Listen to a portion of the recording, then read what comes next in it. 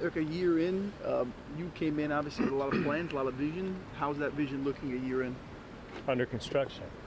You can see it. But no, we're pretty excited. I mean, we're happier now than when we got here in terms of the progress we've made with the organization, but I think more so we're excited about the direction we're headed.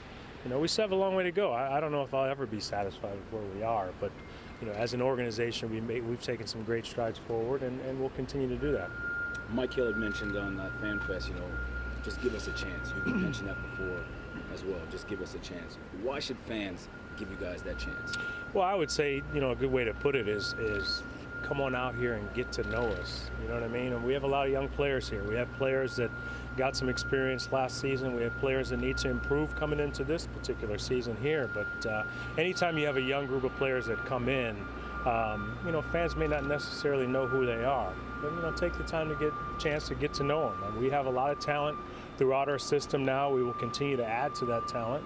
But we encourage the fans to come out here. We have a new in-game experience. Obviously, the ballpark's under construction now, and we, you know, we want fans to come out here and experience Marlins Park.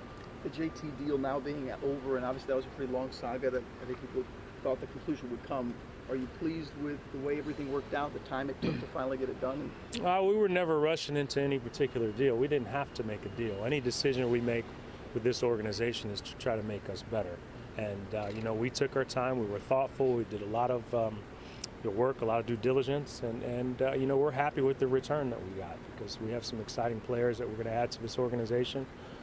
Obviously, Jorge will be here this year. We have some guys that we infused into our minor league system, and we continue to build, we continue to grow. But once again, it's up to us to help develop these players and get them here as soon as possible. Derek, you always say the stated goal is to win now. I'm sorry?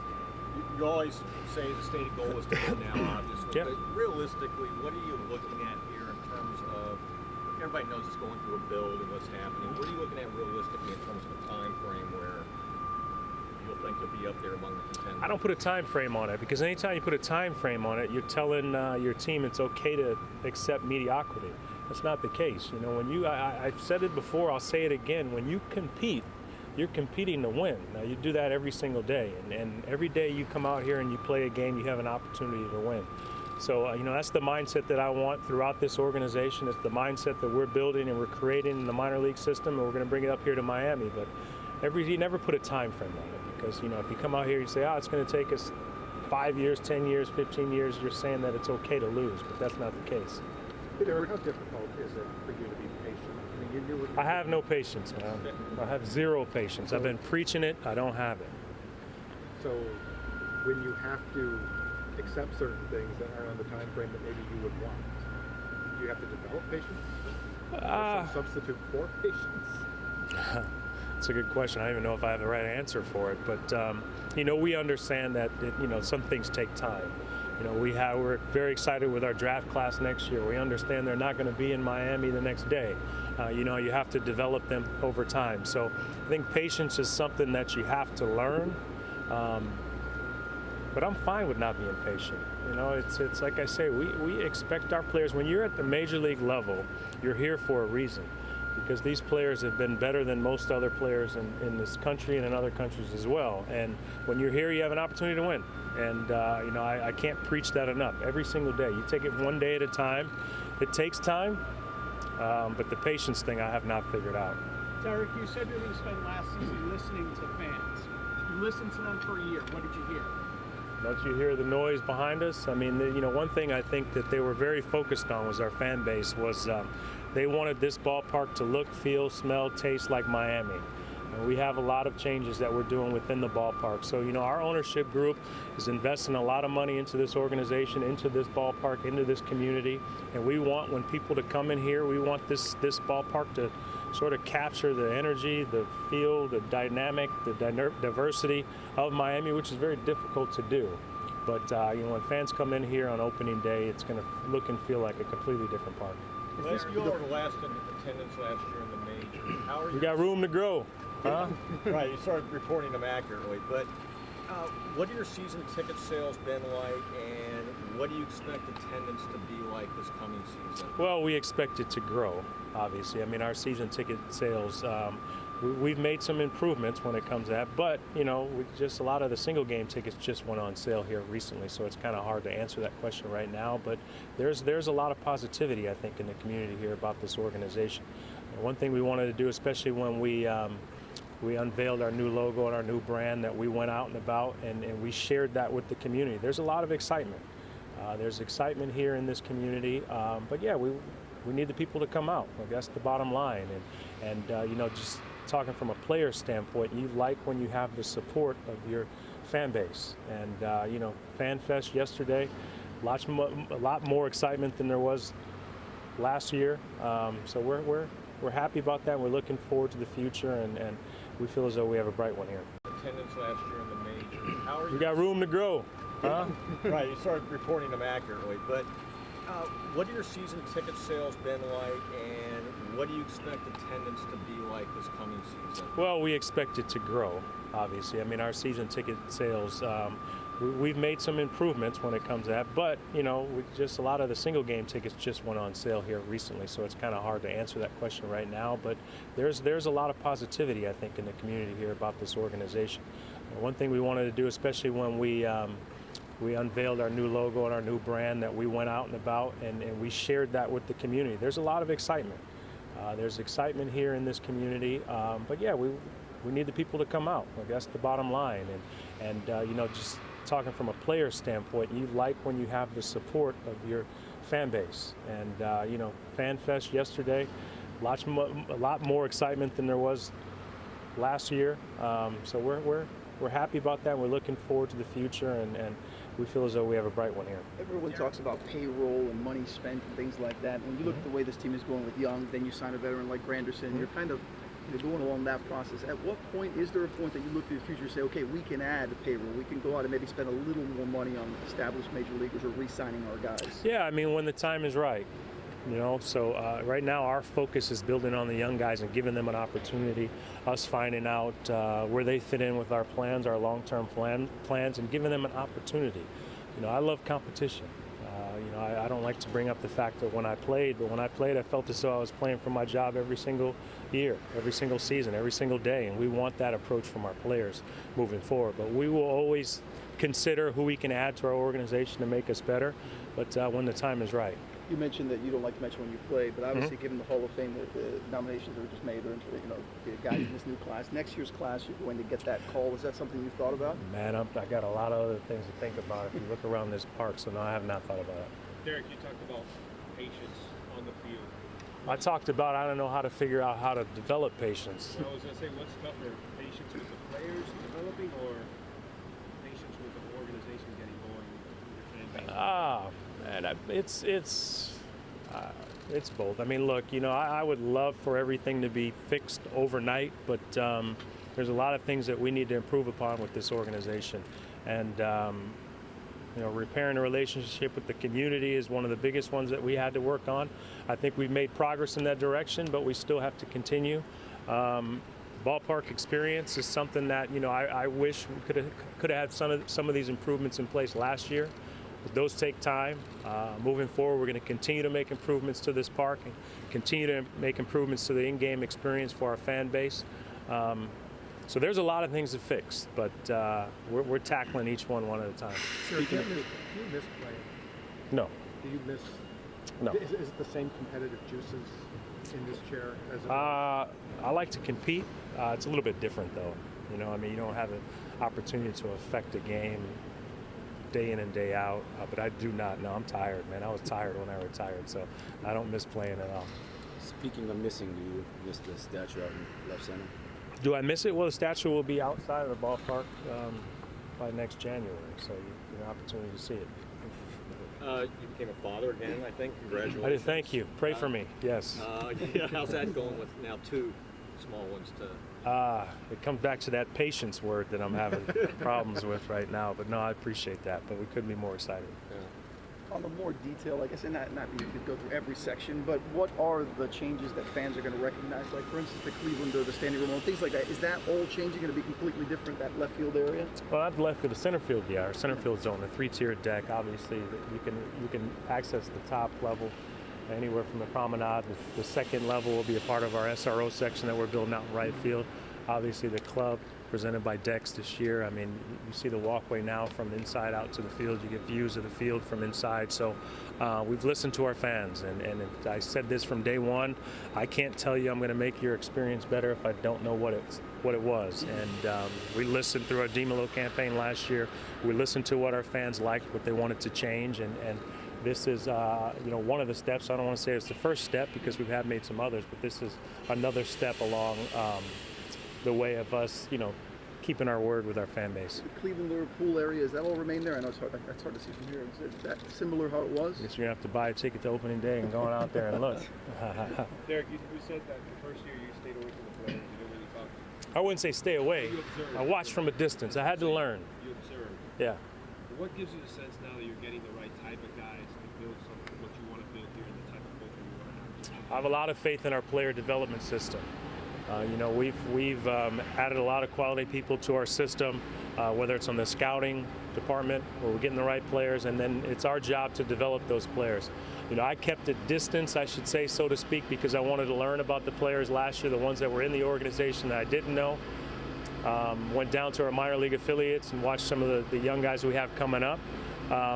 So I used last year as sort of a learning experience, and now it's I'm always involved in everything around here, but you might see me a little bit more down in the clubhouse. Derek, it's a little off topic, so I apologize, but there was this notion for decades that nobody would ever go into Cooperstown unanimously. How fitting, from your perspective, was it that Mo gets to be the first? Yeah, I mean, well, at first it's hard to believe that no one has gone in unanimously prior to. But Mo, no one deserves it more than him. You talk about someone that did his job as well as anyone that played the game, and he's a quality individual. He's a Hall of Fame person outside of just being a Hall of Fame player. I had the pleasure to play with him since I was 18 years old, so we grew up together. We're like brothers, and I couldn't be more excited for him. What's the thinking behind the new building of the Marlins, the redesign of the mascot? Yeah, well, I mean, we redesigned everything here. Our logo, our colors, our brand. And Billy was a part of it. So I think it's, he's just a part of some of the changes that we're doing here. Don, you talk about Don and having a contract. Hey, he's under contract. That's the way it is. But what are the advantages or disadvantages when a manager has just 1 year remaining? And what do you kind of look for knowing that, for the future with him if he's the right guy? Well, I think it's like everyone in this organization moving forward, and that's on the baseball side or the business side. Everyone's up for evaluation at the end of the year. And then we see how we're going to move forward. So, Donnie's under contract. I've known Donnie for a long time. I played with Donnie shortly. He was our hitting coach. He was our bench coach. I learned a lot from throughout the years, but like everyone else in the organization, he's under contract, and we evaluate at the end of the year. A year from now, when you stand here and talk to us, what do you hope to be talking You're assuming I'm going to sit here and talk to you a year from now. We're assuming. We're hoping. That might be the bigger question. What do you hope to be talking about, the roster and the team, or the question would be at that point? Improvement. We need to see improvement, right? We need to see improvement from some of our younger guys that got an opportunity to play last year. That's how you get better. I mean, we can sit and talk about minor league systems all you want, but it gets to a point when you're in Miami that you have to develop and you have to improve year in and year out. That's how you become a great team. So hopefully we're sitting here talking about how much our players improved in 2019 from 2018, and you look for them to improve again in 2020 But I just think you constantly have to improve. Derek, you've mentioned the positivity of the offseason. The reaction to the colors. There was a buzz in town about Victor, for example. Yeah. There have been off seasons here where there weren't. There was no positivity.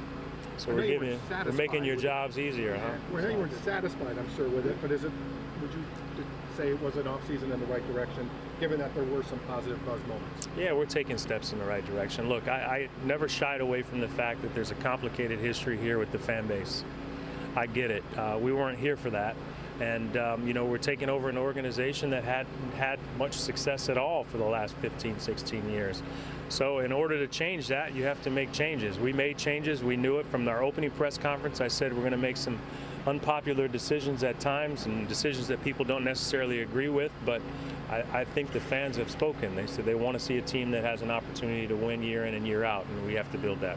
You have a very unique perspective, Derek, on being a former player, now turned owner, and when you gauge what is going on this offseason with the upper echelon free agents, Bryce Harper, Manny Machado, is it good for the game, the way that it's dragged out? Well, it gives you guys something to talk about or not talk about for the last few months. Yeah, I mean, I'm coming from a player's perspective, and you wish all these guys were signed. I mean, that's especially when you're talking about some of the top players in the game. But there's a lot of things I could say that probably go on behind the scenes that you're not privy to. There's a lot of information out there. So, you know, when you're making a decision like this as a player, I mean, you're making a decision on your future, not just for you on the field, but your family as well. So I think guys take their time when they make decisions. I think now teams, when you talk about analytics and measuring value of players, and I'm learning about this because this all came in basically towards the end of my career. But I think teams are making choices and decisions based on that as well. So I think there's a long thought process that goes in on both sides before these decisions are made. There's just one more about FanFest. Yeah. What were you most pleased about that day? It seemed to be a really turnout. good turnout. Yeah, I mean, I was pleased with the turnout. Sorry to cut you off there. No, that's fine. Just to talk about that and all the activities you guys had going, seemed to be really interactive with the fans, and the players were involved. They seem to really be buying into what you guys were doing, at least the core guys that you guys.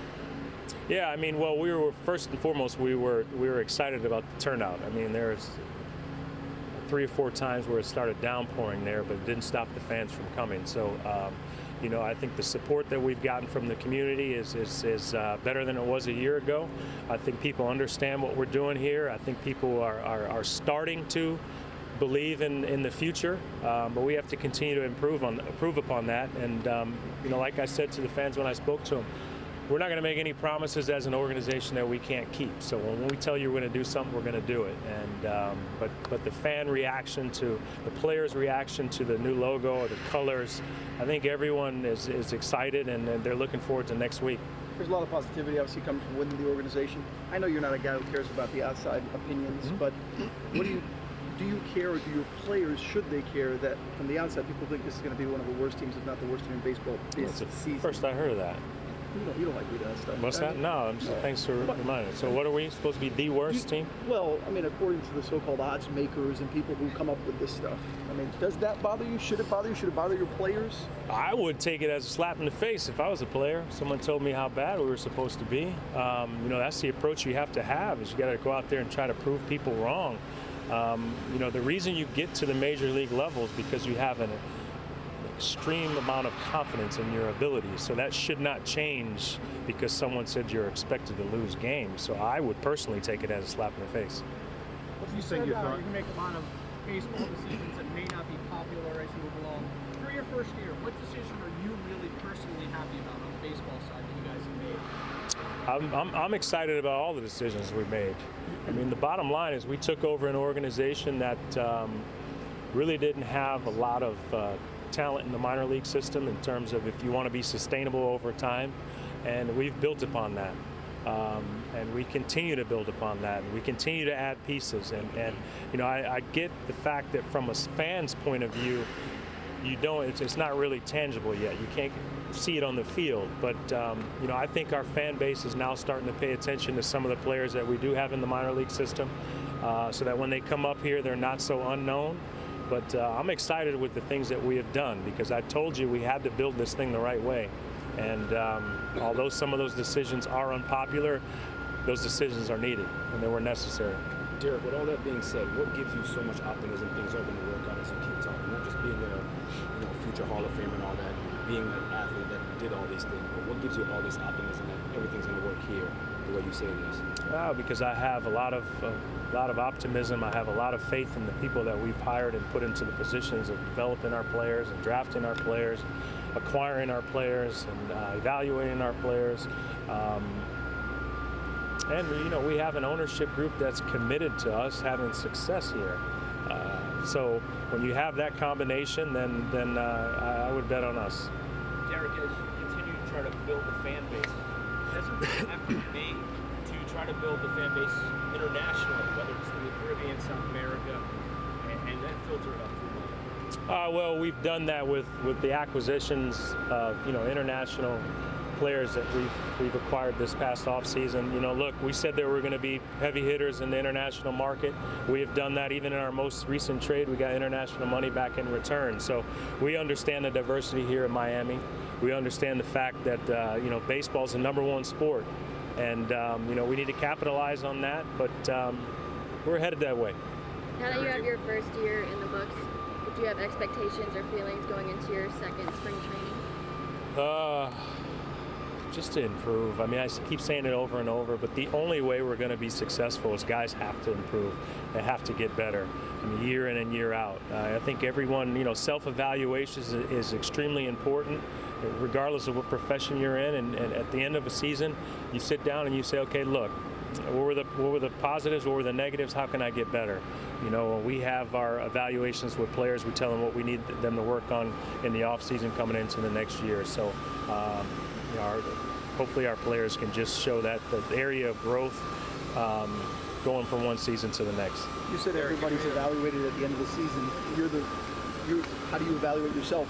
What is your evaluation of yourself? I'm harder on myself than anyone else could possibly be. So I take a look in the mirror every morning and think about what I can do better. Derek, following up, I was asking about hundreds of miles away. You're asking about, I'm sorry? I was asking about expanding the brand, you know, hundreds of miles away, but local, getting it more up to Broward. What is the concerted effort made to be able to lure in Broward County fans? Well, I think for us, we have to worry about obviously getting the fan base that's closest to us. You know, whether that's Coconut Grove, whether it's Coral Gables, whether it's Brickell, whether it's Pinecrest. You know, all these areas we have to focus on, you know, really marketing to them and getting them to come into the park and experience this, you know, Marlins brand of baseball now. So I think we need to focus on what's closest to us, and then we can build out.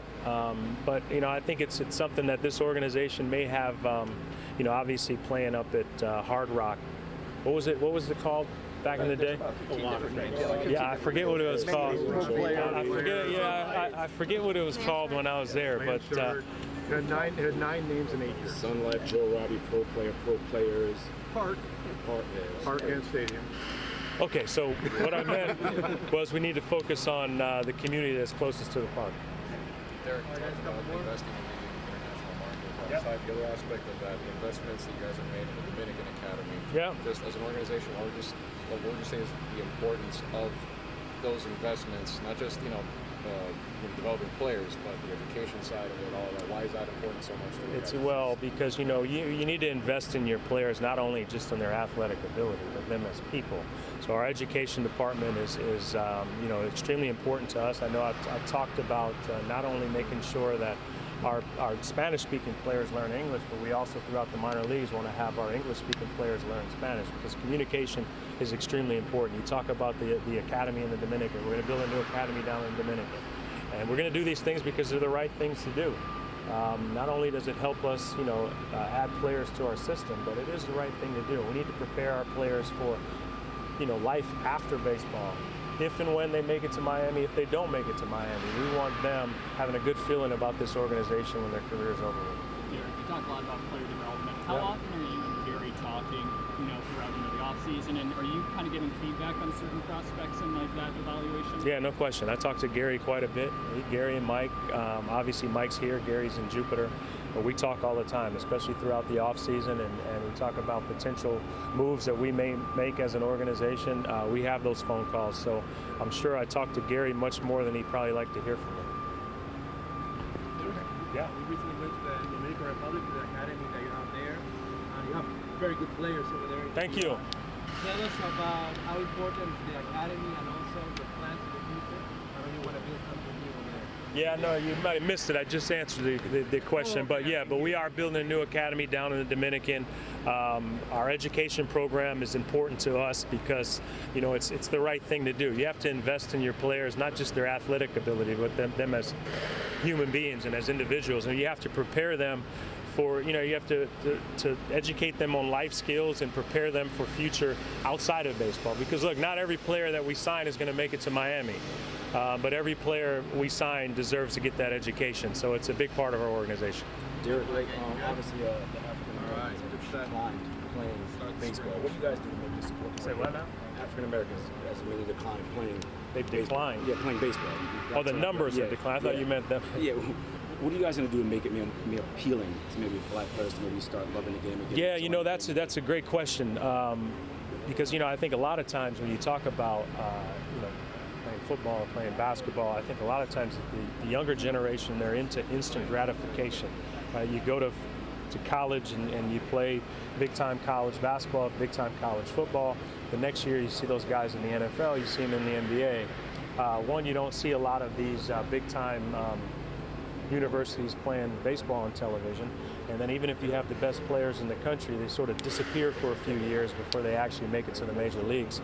So, I'm a little bit biased, obviously, but I think it's the greatest game in the world. But I think it's just exposing everyone to the game of baseball, which I think the commissioner's done a pretty good job doing that. But we still have a lot of work to do because those numbers are alarming.